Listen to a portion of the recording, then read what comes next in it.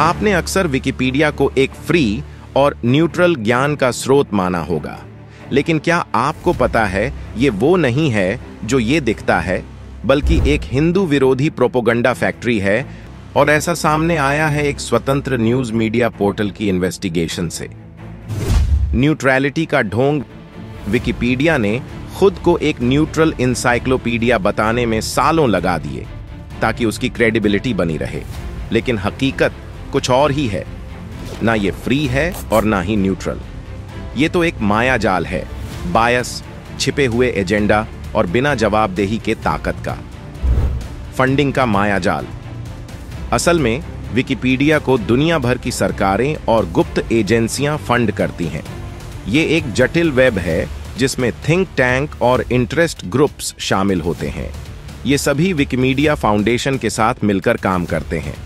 तो फिर इसमें निष्पक्षता कहां रही? क्या है इन लोगों का एजेंडा? उदाहरण के तौर पे समझते हैं। जैसे 2020 दिल्ली दंगों में विकिपीडिया ने इसे मेजॉरिटी अटैक ऑन माइनॉरिटीज के रूप में पेश किया। यही नहीं, बल्कि गुजरात दंगों को दिखाने में भी विकिपीडिया का यही पक्षपातपूर्ण रवैया रहा। यहां तक कि उन्होंने गोधरा कांड को अपनी साइट से हटा भी दिया और भारत में लेफ्ट और विपक्षी पार्टियों के नैरेटिव को बढ़ावा दिया है। पश्चिम में भारत विरोधी नैरेटिव का समर्थन। अब आते हैं उनके फंडिंग पार्टनर्स पर। विकिमीडिया फाउंडेशन के अमेरिका की टाइडिस फाउंडेशन के साथ बहुत अच्छे संबंध हैं। आपको बता दें कि ये वही संस्था है जो अमेरिकी यूनिवर्सिटीज में प्रो फिलिस्तीन प्रोटेस्ट को फंड करती है, और ये वही संस्था है जो हिंदू फॉर ह्यूमन राइट्स जैसी एंटी हिंदू संस्थाओं को समर्थन देती है। हाल ही में विकिमीडिया ने कैलिफोर्निया के उस एंटी हिंदू बिल का समर्थन किया था जिसमें कहा गया कि हिंदुओं को जाति के आधार पर ट्रीट किया जाए और उन्हें उसी आधार पर प्रोसिक्यूट भी किया जाए। सेंसरशिप का खेल।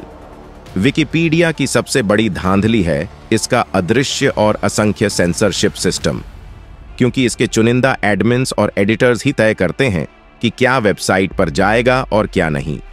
वैसे तो ये दिखावा करते हैं कि उनकी साइट पर free for all editing model है, लेकिन सच्चाई ये है कि दुनिया भर के कंटेंट के लिए इनके पास सिर्फ 435 एक्टिव एडमिन्स हैं, जिनके पास असीमित पावर है किसी भी यूजर को बैन करने, हटाने, ब्लैकलिस्ट करने और किसी भी एडिट को बदलने की।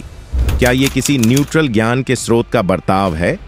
असल में ये सिर्फ एक प्रोपगेंडा मशीन है जिसे अमेरिकी डीप स्टेट की कुछ खास संस्थाएं फंड करती हैं, जैसे कि यूएसएआईडी, वीडेम और ओपन सोसाइटी अपने मुनाफे और प्रोपोगंडा को आगे बढ़ाने के लिए आई भारत और हिंदू धर्म के खिलाफ फैलाए जा रहे इस प्रोपगेंडा का असली चेहरा अब सबके सामने आ चुका है।